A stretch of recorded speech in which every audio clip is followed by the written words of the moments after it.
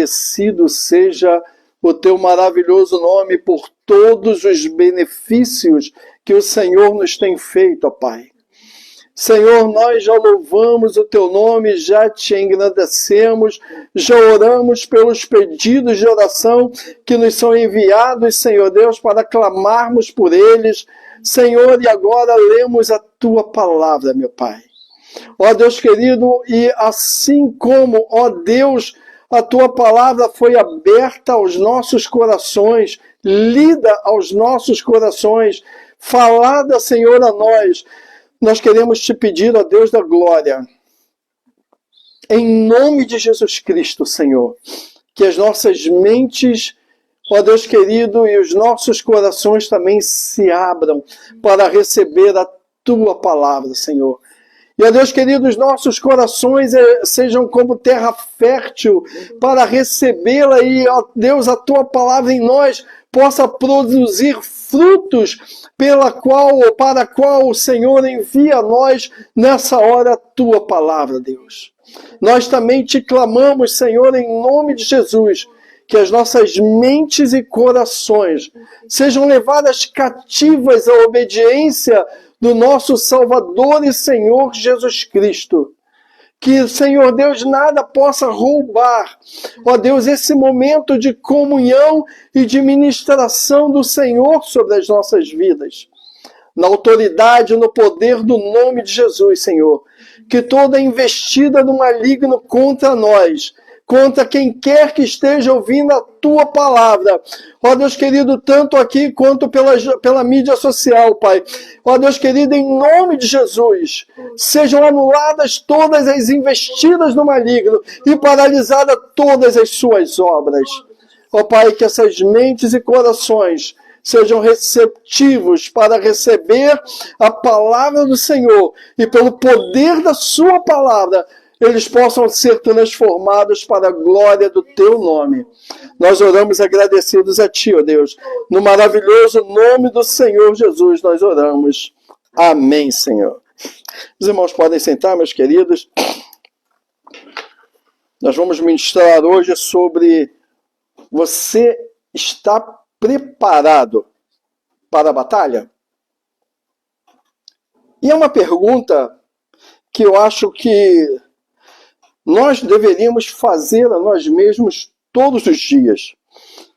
O Senhor Jesus já nos deixou de antemão um alerta quando ele disse: no mundo tereis aflições. Poderíamos dizer: no mundo vocês terão batalhas. No mundo vocês terão lutas. Então, nós sabemos que batalhas fazem parte das nossas vidas e nós não temos como fugir dessa verdade. E nós enfrentamos tanto batalhas conosco mesmo. São batalhas, por exemplo, na nossa vida espiritual. Quantos não travam guerras espirituais para se manter firme na presença do Senhor? Para se manter em retidão na presença do Senhor, para andar em santidade na presença do Senhor.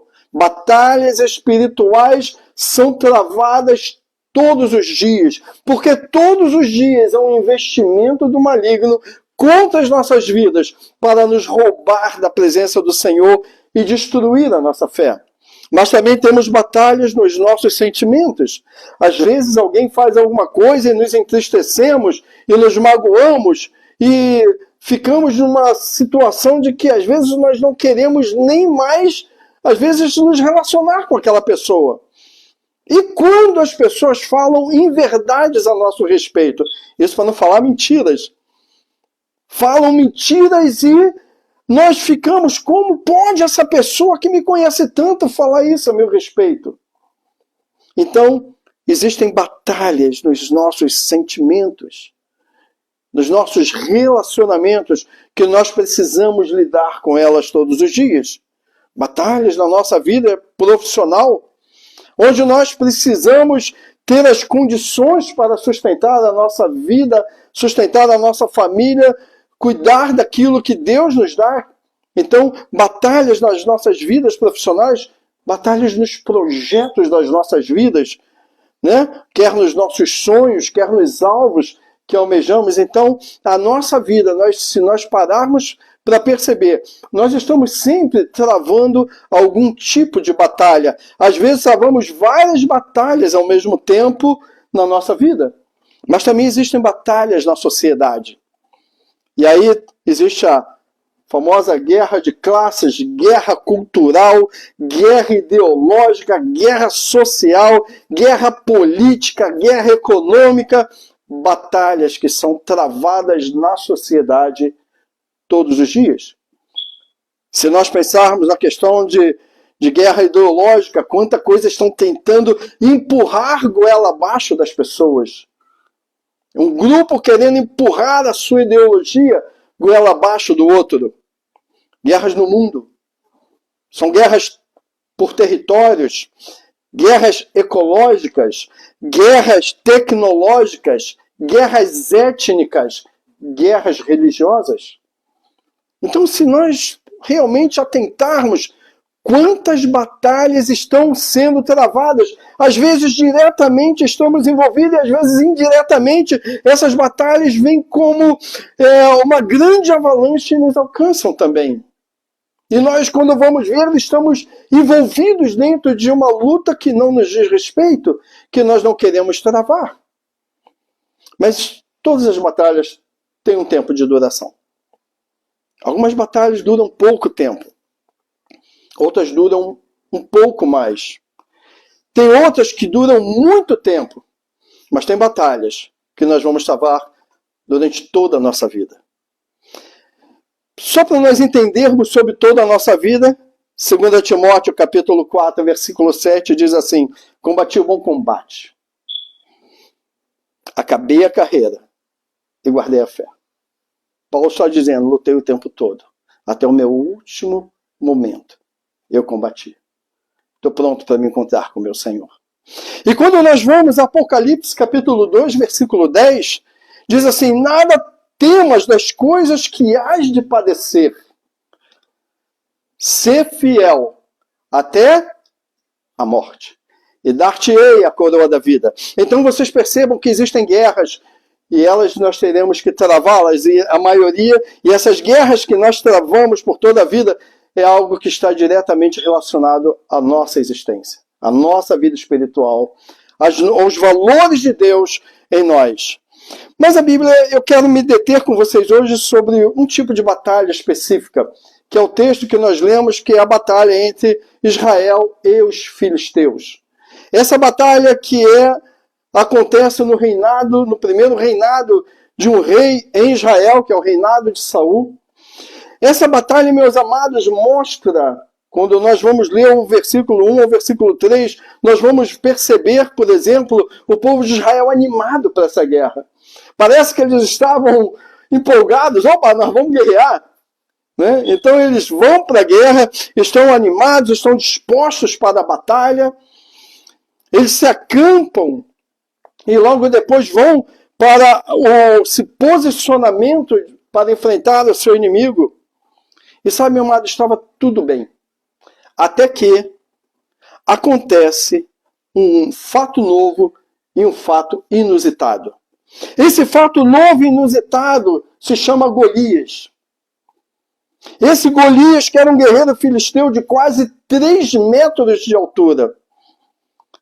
Golias parecia um tanque de guerra, quando nós vamos ver o tipo de vestimenta que ele trazia. Ele estava com uma armadura, com uma couraça, com uma roupa que o povo de Israel não tinha para combater. E por que Golias foi um choque para o povo de Israel? Para aqueles homens que estavam na batalha? Porque historiadores concluíram, após análise dos esqueletos dos judeus da época de Jesus Cristo, que o tamanho médio, a altura média do povo de Israel daquele tempo era de 1,60 m. E eles pesavam em torno de 50 quilos. Tenta imaginar você, 1,60 m, e você vai lutar contra alguém que tem quase 3 metros de altura. Se ele tem 50 quilos, imagina alguém com 3 metros de altura. Então isso, né, foi algo realmente que afrontou e assustou o povo. Mas é interessante que Golias ele vem sozinho ao exército dos filisteus. Ele não vem com todo o povo, ele vem sozinho. E ele vem, e aos olhos então do povo de Israel, ele era um homem gigantesco, um monstro. Golias sabia que ele causava terror nos seus adversários. Golias sabia que ele causava medo nos seus adversários. E ele sabia que Israel também sentiria medo. Repare o que disse Saul quando ele vai falar com Davi. 1 Samuel, capítulo 17, versículo 33, ele diz: ele é um guerreiro desde a sua mocidade.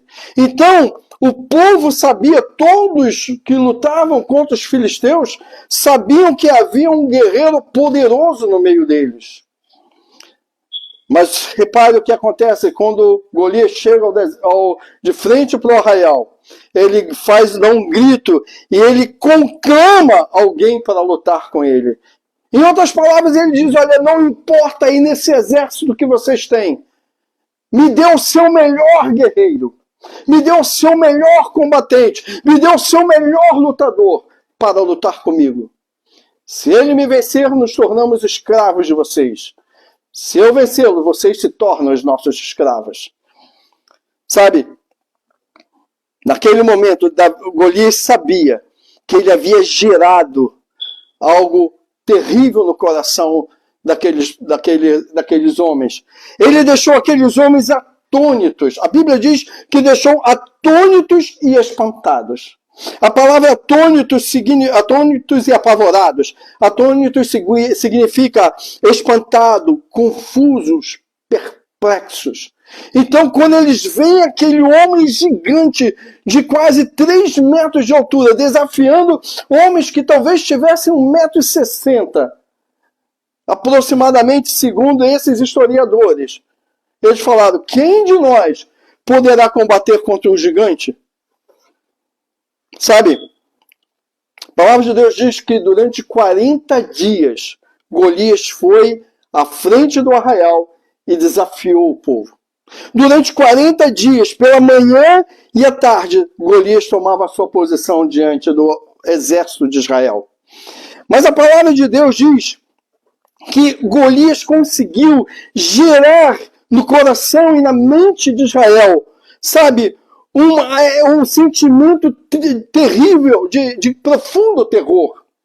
E a prova disso é que aqueles soldados pareciam completamente amedrontados diante de Golias. Não era um ou outro que estava com medo, não era um ou outro que estava assustado. Todos estavam, inclusive o rei. Naquele momento, aqueles homens parecem que foram tomados novamente pela síndrome do gafanhoto. A síndrome do gafanhoto é algo que você identifica no povo de Israel quando os espias vão espiar a terra. E quando eles chegam lá, olha o que o texto diz, Números 13, 33.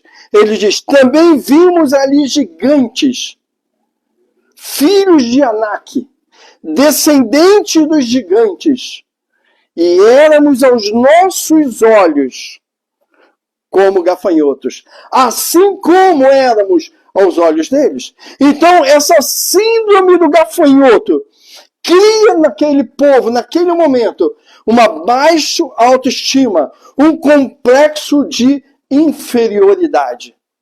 Eles não tinham condições de alcançar a terra prometida. Eles não tinham como conquistar a terra prometida com esse tipo de sentimento. E parece que esse sentimento se abate de novo sobre eles 180 anos depois. Haviam se passado 180 anos desde que eles entraram para conquistar a terra até o primeiro reinado de Saul. E parece que aquele complexo de inferioridade, aquele terror se toma conta novamente dos israelitas. Mas a baixa autoestima também gera fraquezas. A Bíblia diz que eles fugiram como baratas. O texto diz, 1 Samuel 17, 24, quando os israelitas viram o homem, todos fugiram de medo. Então vocês percebem que esse complexo, essa síndrome do gafanhoto, gerou no coração deles essa fraqueza e uma visão distorcida da realidade. Parece que quando eles olhavam para Golias, me dá a sensação de que eles imaginavam que todo o exército então era grande assim. Mas vocês percebem, meus amados, que nós precisamos, diante dos nossos problemas, diante das nossas adversidades, diante dos nossos problemas, das nossas batalhas, nós precisamos ter em mente uma coisa: o nosso inimigo, por mais terrível que pareça, ele não é completamente capaz. Existem fraquezas dos nossos inimigos. Existem áreas dos nossos inimigos que não são poderosas o suficiente para se opor ao poder que opera nas nossas vidas. Se você reparar, a armadura de Golias era um elmo, um capacete, uma couraça, uma caneleira. Ele era todo revestido de bronze para lhe proteger. Não havia aparentemente nenhuma parte no corpo de Golias que pudesse ser atingida. Por isso, quando eu olho para a narrativa da roupa de Golias, eu imagino um tanque de 3 metros de altura vindo lutar contra um rapazinho apenas com uma espada na mão, com uma faquinha na mão. Mas o texto ele diz mais que nós não podemos, de maneira nenhuma, nos tornar covardes e medrosos. Assim como o povo de Israel se tornou covarde e medroso. A palavra de Deus diz em Deuteronômio, capítulo 20, versículo 8, diz assim: por fim os oficiais acrescentarão, se alguém está com medo e não tem coragem, volte para casa, para que os seus irmãos, os israelitas, também não fiquem desanimados. Então, meus amados, o medo é um instrumento poderoso que o maligno usa contra as nossas vidas. O medo é um instrumento poderoso que faz com que muitas vezes, diante das batalhas, nós recuemos, nós entreguemos os pontos. Quantas situações, quantas lutas nós temos perdido por causa dos medos? Eu me lembro que há muito tempo atrás, eu acredito que eu era recém-casado e eu sempre lidei, falei com vocês que eu sempre lidei com pessoas com problemas espirituais. E eu me lembro que naquela época eu fiz uma oração ao Senhor. A palavra do Senhor diz assim: porque nós não lutamos contra a carne e o sangue, mas contra principados e potestades, contra os dominadores desse mundo. Então eu fiz uma oração ao Senhor. A gente era recém-casado, creio que foi na primeira casa que nós moramos. E eu fiz uma oração ao Senhor: Senhor, eu quero conhecer Satanás. Eu quero falar com ele. Eu quero lidar com ele frente a frente.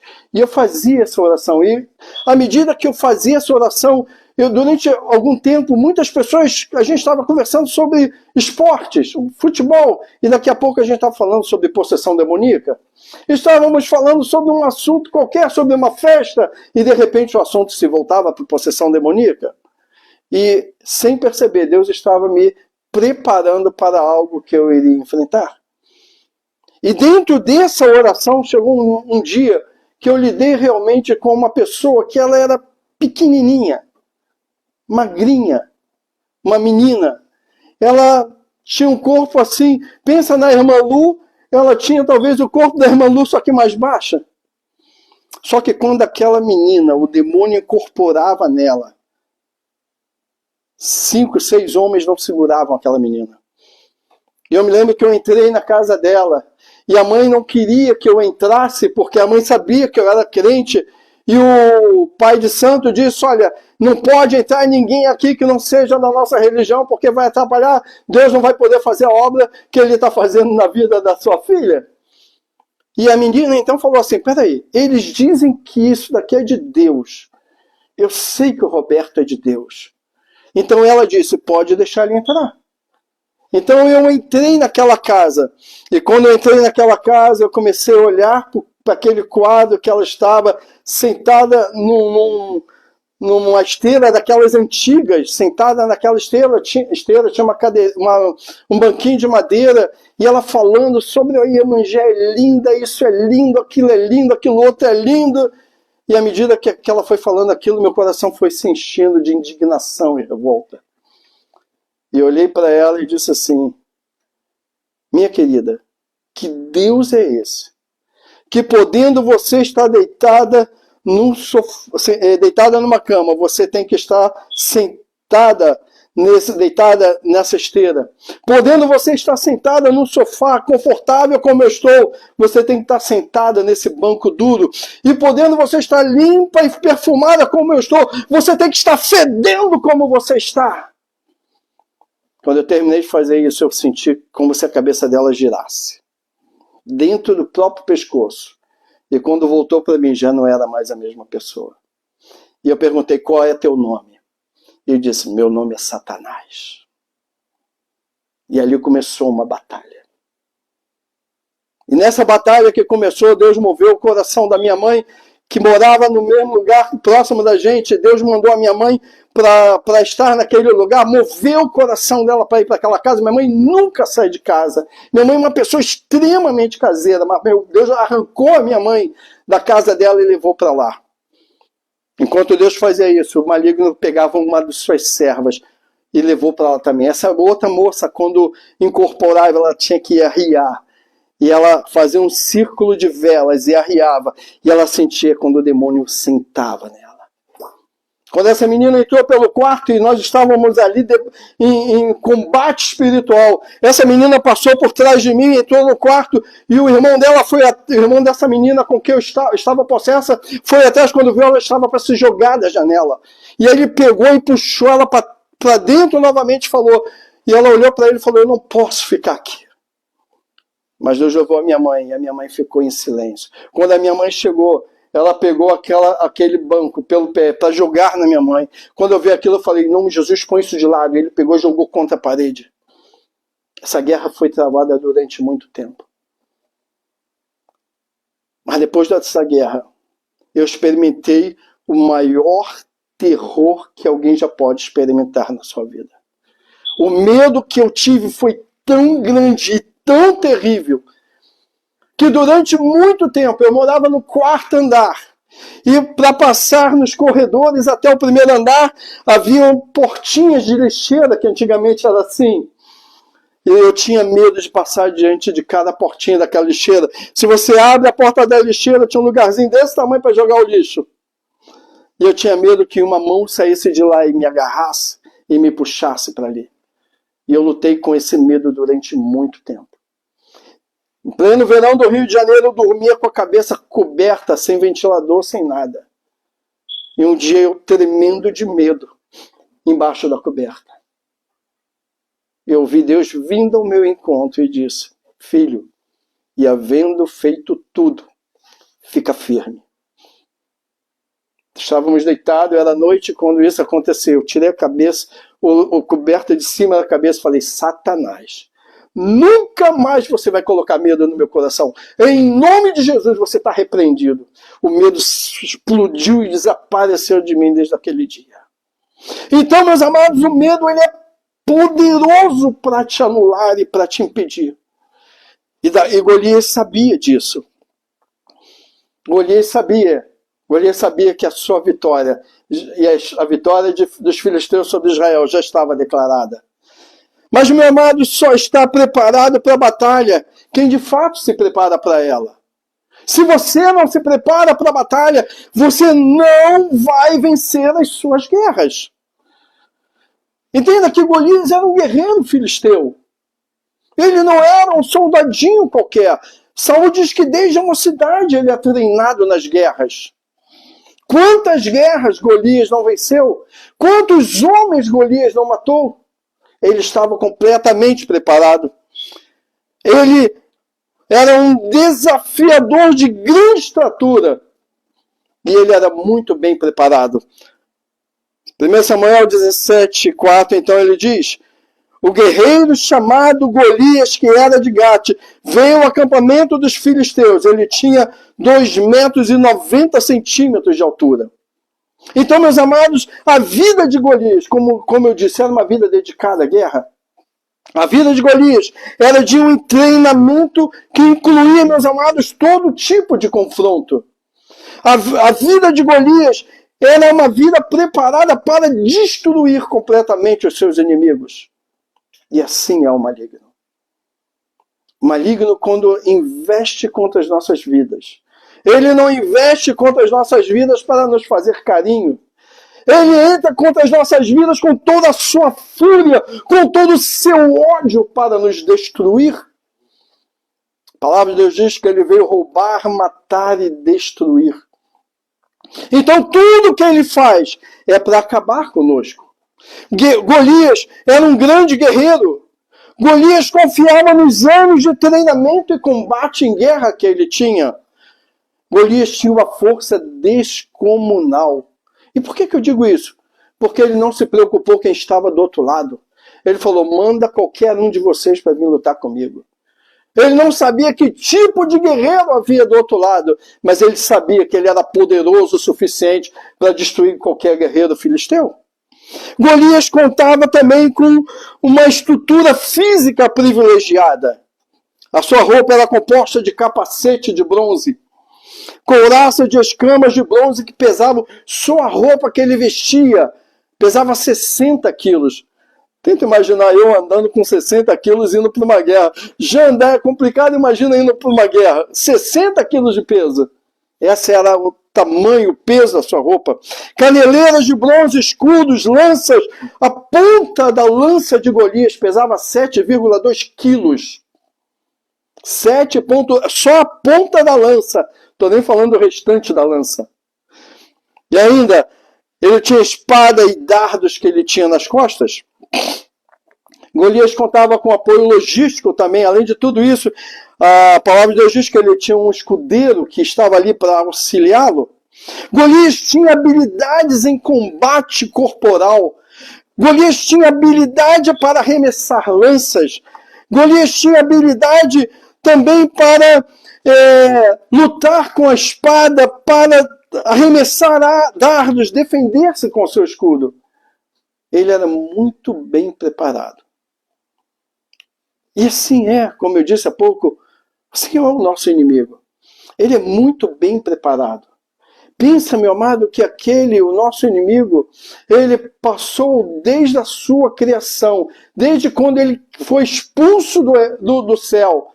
Tudo que ele faz é arquitetar estratégias para destruir a criação de Deus. Ele é muito bem preparado. A palavra de Deus diz, não ignore os ardis de Satanás. E nós precisamos entender que nós não estamos lidando com qualquer pessoa. Assim como Golias era um guerreiro indestrutível aos olhos de Israel, assim muitas vezes são os nossos adversários nas batalhas que nós enfrentamos. Às vezes nós achamos, eu não vou conseguir fazer isso. Eu não vou conseguir alcançar esse objetivo, eu não vou conseguir alcançar esse alvo, eu não vou conseguir ultrapassar essa barreira. Nós criamos barreiras gigantes para nós ultrapassarmos. Eu disse a vocês recentemente, eu me lembro de quando eu fui fazer uma prova e eu não consegui estudar. E aqui eu fiquei pensando como eu vou conseguir fazer isso. E eu orei ao Senhor e pedi ajuda ao Senhor. E o Senhor veio ao meu encontro. E eu me lembro que quando eu li a matéria, eu tenho essa sensação até hoje das palavras, das letras saltarem, entrarem como uma cachoeira, só que ao invés de ser de cima para baixo, de baixo para cima, saltando e entrando na minha mente. E quando eu fiz a prova, eu tirei 10 na prova. Socorro bem presente. Deus sabe. Então, meus amados, nós não podemos olhar para os nossos inimigos, para as batalhas que nós enfrentamos como se fossem algo que nós não podemos vencê-las. Não é assim que funciona. Em contrapartida, se nós olhamos Golias, um guerreiro indestrutível, e olhamos as nossas batalhas muitas vezes como algo que não somos capazes de vencer. Quando olhamos para Davi, nós vemos exatamente o oposto. Nós vemos Davi, um pastor de ovelhas, e todo mundo olha, coitadinho, é um pastor de ovelhas. Mas sabe, Davi era muito bem preparado para o que ele ia fazer. E é isso que eu quero desmistificar um pouco hoje. Davi não era apenas um pastor. Embora ele não fosse um guerreiro como Golias, mas ele era uma pessoa preparada para lidar com as adversidades. Se nós olharmos para as nossas lutas, com o olhar que o povo de Israel olhou para Golias, nós perderemos todas as batalhas. Seremos fracassados em tudo. Seremos destruídos em tudo. Mas se olharmos para os nossos adversários com o olhar que Davi olhou, tudo pode se tornar diferente. Entenda, meu amado, que quando nós falamos sobre essa síndrome do gafanhoto, isso era algo que não estava no coração de Davi. Davi não tinha isso. Davi era uma pessoa que ele manipulava, manuseava muito bem a funda. Sabe, meu amado, não se atinge habilidades com a funda simplesmente achando que é como se tacasse uma pedrinha. O escritor romano Vergésio, ele faz o seguinte registro sobre a funda. Ele diz o seguinte: os recrutas serão ensinados na arte de lançar pedras com ambas as mãos e com a funda. E ele diz, os soldados, mesmo usando as suas armaduras defensivas, são mais duramente afetados com as pedras redondas lançadas pelas fundas do que pelas flechas dos seus inimigos. E ele ainda diz, é imprescindível instruir a todas as tropas, sem exceção, ao exercício da funda. E usar a funda não pode ser difícil para nenhum soldado. E a funda era de grande utilidade para ataque e para defesa. Agora percebam uma coisa, nós estamos olhando, parecia que Davi só tinha um estilingue com 5 pedrinhas, mas os arqueólogos escoceses John Reid e Andrew Nicholson estudaram uma batalha nos anos 1900 no sul da Escócia, em Edimburgo. Reid divulgou o resultado na National Geographic. E sabe o que eles descobriram? Que estudos práticos demonstraram que o impacto de uma bala de chumbo lançada com uma funda tem a mesma força de uma Magnum 44 atiradas a 120 metros de distância. E nós achamos que é apenas uma pedrinha. É uma arma poderosa. E Davi sabia disso. Era a arma que os pastores usavam. Por isso, Davi, ele sabia a distância exata que ele tinha que estar para se esquivar da lança de Golias. Ele sabia que aquela distância também seria o ideal para ele usar a sua funda. Foi Davi que estabeleceu a distância da guerra, não foi Golias. Foi Davi que mexeu as peças do tabuleiro do combate. Foi Davi que tinha o controle da batalha. Ele sabia que ele não poderia entrar numa luta corporal com Golias. Ele seria destruído por Golias. Então ele tinha que ter a distância ideal para quando Golias lançasse a sua lança, ele ter como se esquivar dela.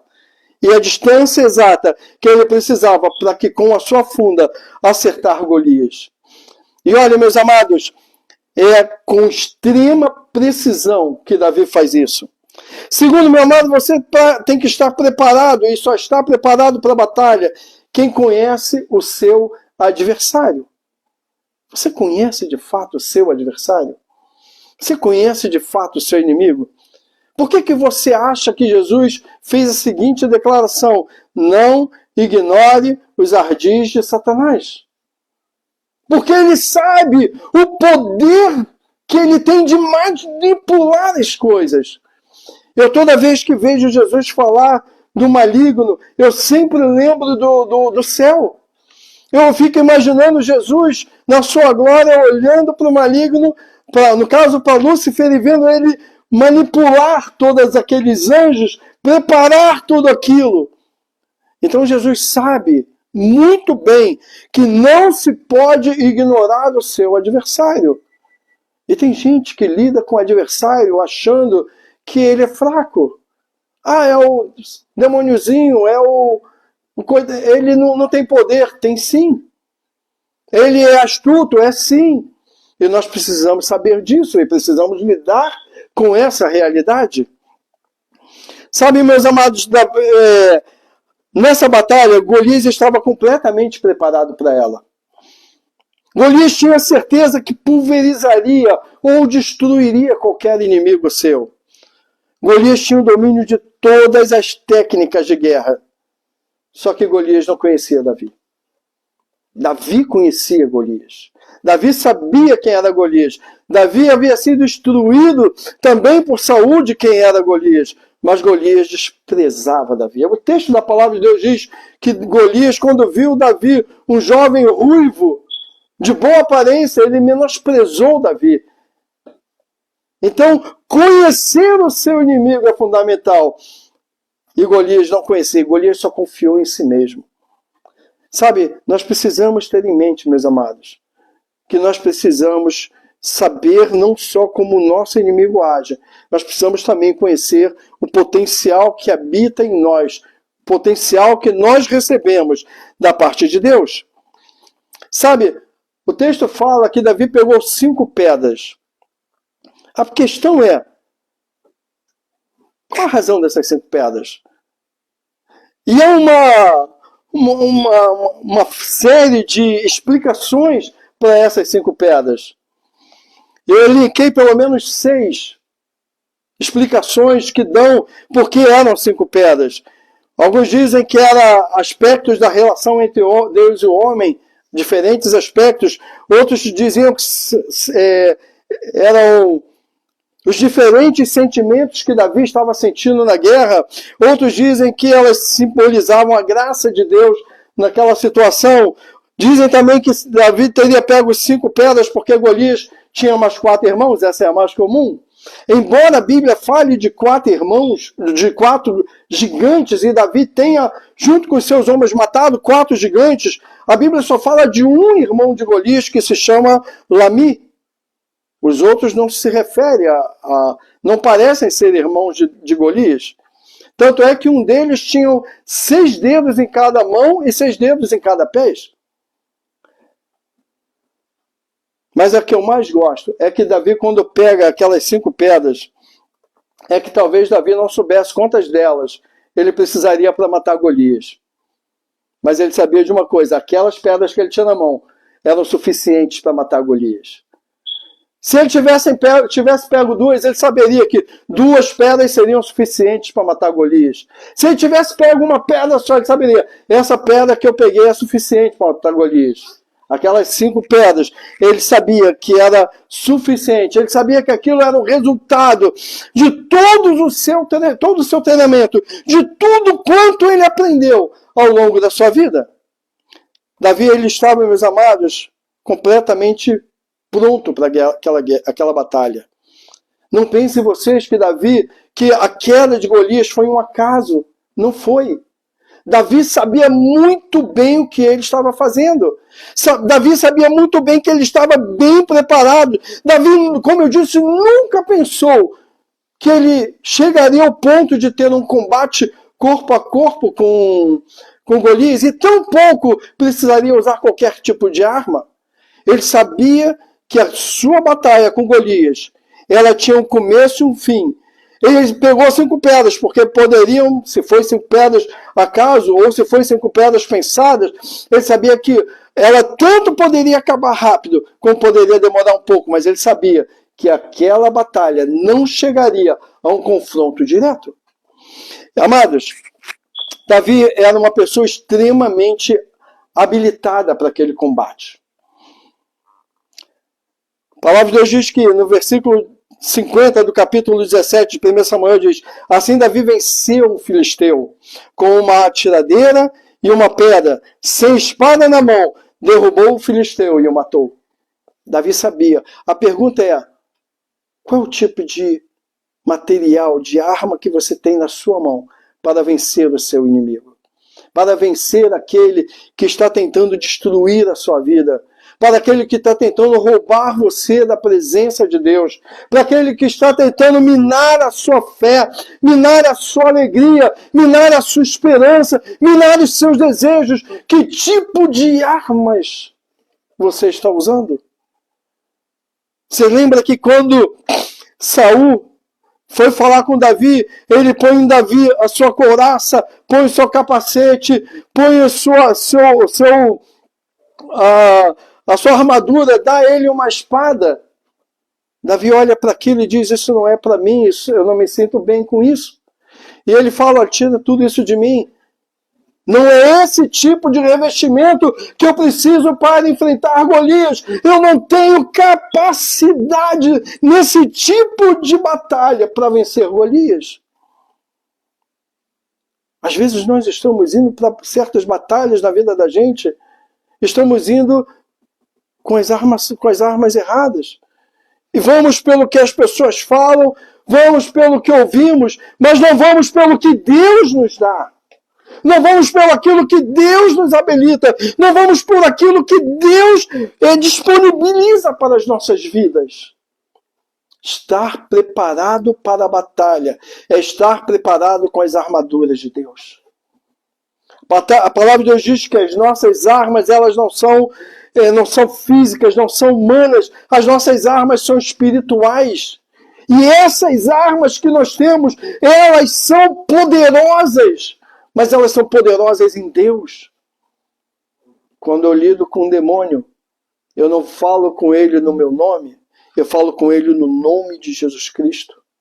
Quando eu lido com uma pessoa enferma, eu não oro sobre ela no meu nome, eu oro sobre ela no poder do nome de Jesus Cristo.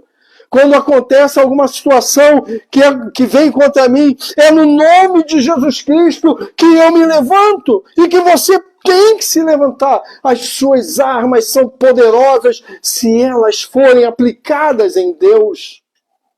Você não pode ter receio das armas que Deus te dá. Porque as armas que Deus te dá, elas são suficientemente poderosas.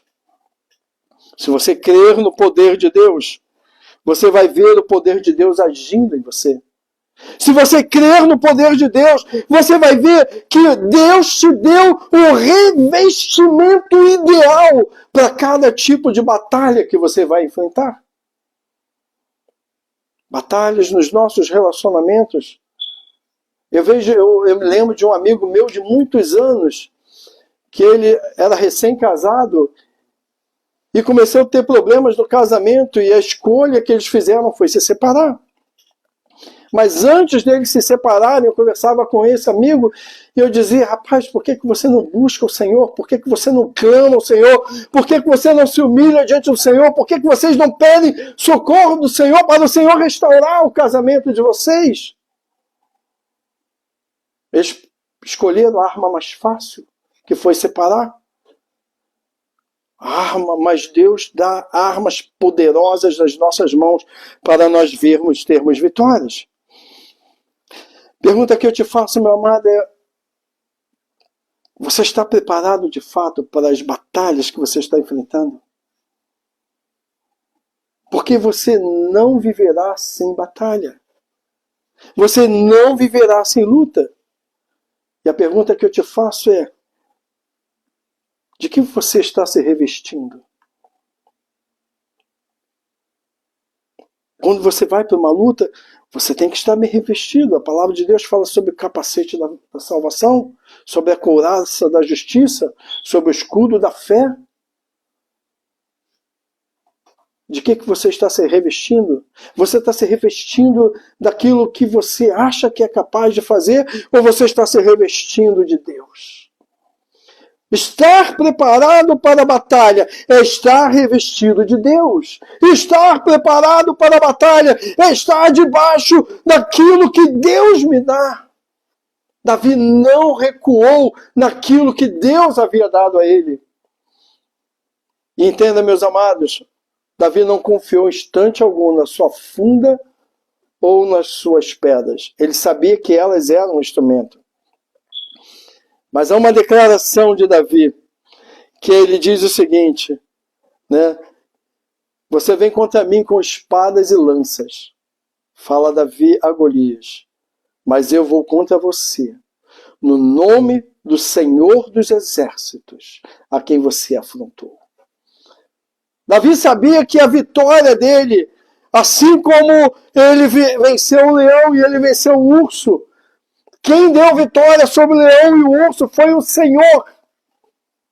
E ele sabia, ele fala isso para Saul, como o Senhor me deu vitória sobre o leão, como o Senhor me deu vitória sobre o urso, o Senhor me dará vitória sobre esse filisteu incircunciso. E ele fala ainda mais quando Golias fala para ele, olha, eu vou matar você, Davi. Davi olha para ele e diz, olha, presta atenção no que eu vou te falar. Eu vou matar você, não só você, mas vou matar todo o seu exército. Todos vocês cairão hoje diante do exército do Senhor. Sabe, meu amado, essa segurança, essa confiança é daquele que está revestido do poder de Deus. Essa confiança, essa segurança é resultado na vida daquele que confia em Deus. Minha pergunta a você é, você tem se revestido de Deus? Você tem se revestido do poder de Deus? Não basta apenas estar na igreja, nós precisamos de mais comunhão, precisamos de mais busca, precisamos de mais intimidade, precisamos de orar, precisamos ler a Bíblia, precisamos nos envolver com Deus. Quanto mais você se envolve com Deus, mais poder de Deus você tem. E o seu inimigo cada vez se torna menor. Você sabe por que eu vejo as pessoas com muito medo de lidar com demônios? Muito medo. Por que eu estou falando muito nisso? Porque ele é o seu inimigo. Ele é o meu inimigo. Ele não me ama, ele não quer o meu bem. Não é porque eu não falo nele que ele vai parar de me perturbar. Ele quer me destruir, ele quer destruir você, ele quer destruir você que também nos ouve pela mídia social. Ele quer destruir você. Mas sabe por que eu nunca tive receio? Porque eu sei quem é o Deus que vive em mim.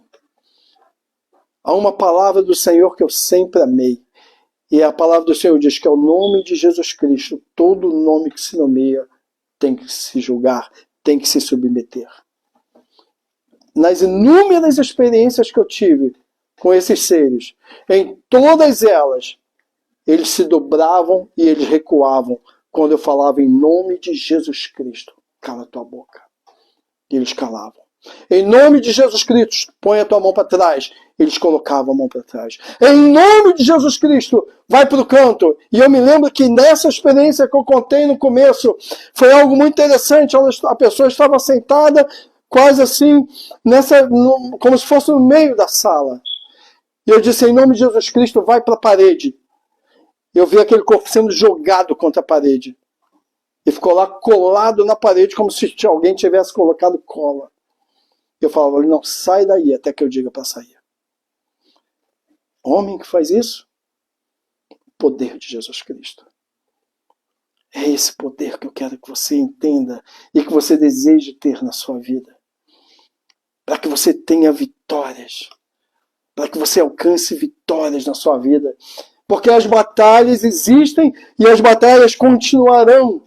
Mas você pode ser um vencedor, uma vencedora em todo o tempo. Se você usar as armas corretas. E uma das armas que você tem para usar é o poder do nome de Jesus Cristo. Eu gostaria que você fechasse seus olhos. Eu quero declarar algo ao seu coração. Eu não sei se você enfrenta algum tipo de batalha nessa hora. Eu não sei se essa batalha ela é travada em você, ou essa batalha é travada na vida de alguém que você ama. Não sei se essa batalha está vindo de fora para a tua vida, está tragando, entrando, está tomando a sua vida. Eu não sei, mas eu sei de uma coisa. Deus quer agir na sua vida. Deus quer operar poder na sua vida. Deus quer manifestar a sua glória na sua vida. Deus quer mostrar a você que assim como Ele foi com Davi, Ele será contigo também. Assim como Ele habilitou e capacitou a Davi, Ele habilitará e capacitará você também. O gigante que Davi enfrentou, na verdade, não foi um opositor à altura do maior de todos os ajudadores, que é o Senhor. Golias tinha um escudeiro. Davi tinha o Senhor dos exércitos ao seu lado. O apoio que Davi tinha, que era o Senhor dos exércitos, é o apoio que você precisa. Qual é a batalha que você está enfrentando? Que talvez você já tenha até sentido o desejo no coração, o desejo de entregar os pontos. Qual é a batalha que você está enfrentando que talvez você tenha dito, olha, vou deixar para lá, não vale mais a pena. Talvez seja um filho perdido nas drogas. Talvez seja um marido, uma mulher envolvido com sei lá o quê. Talvez seja uma doença ou mal que você está enfrentando e que parece que nunca vem o milagre de Deus. O maligno quer que você desista da sua batalha, desta batalha. Mas o Senhor está dizendo para você, eu sou contigo na batalha que você está enfrentando. Eu estou ao teu lado. Eu não vou te deixar. Eu não deixei Davi quando enfrentou o leão. Eu não deixei Davi quando enfrentou o urso. Eu não deixei Davi quando enfrentou Golias. Eu não deixei Davi quando enfrentou nenhuma das suas guerras. Quando ele ainda era servir a Saul. E depois quando ele se tornou rei de Israel. Eu nunca deixei Davi. Assim como eu nunca deixei nenhum dos meus filhos sem o meu amparo. O Senhor está dizendo para você. Ele quer te ajudar. A única coisa que você precisa fazer é, Senhor, eu preciso da tua ajuda. Eu preciso que o Senhor me ajude a me tornar cada vez mais preparado para as lutas que eu travo. Eu preciso que o Senhor me ajude a estar mais apto diante daquilo que está sendo colocado na minha vida. Eu preciso que o Senhor me ajude a orar mais, que o Senhor me ajude a ler mais a tua palavra, que o Senhor me ajude a crer mais, que o Senhor me ajude a não pecar contra ti. Senhor, eu preciso desse revestimento de poder do Senhor na minha vida. Se você deseja isso, e se esse é o desejo do teu coração, eu vou orar por você. Se você ainda não aceitou Jesus Cristo como Salvador, abra o teu coração para o Senhor, deixa Ele reinar em você. Deixa Ele ser Deus na tua vida e habilitar e capacitar você como Ele fez com Davi. Senhor Deus, em nome de Jesus. Nós oramos agora por cada vida, Senhor Deus, que recebeu essa palavra. E cada vida que ainda receberá a tua palavra. E eu peço, Senhor, que o Senhor ajude, fortaleça, capacite, habilite.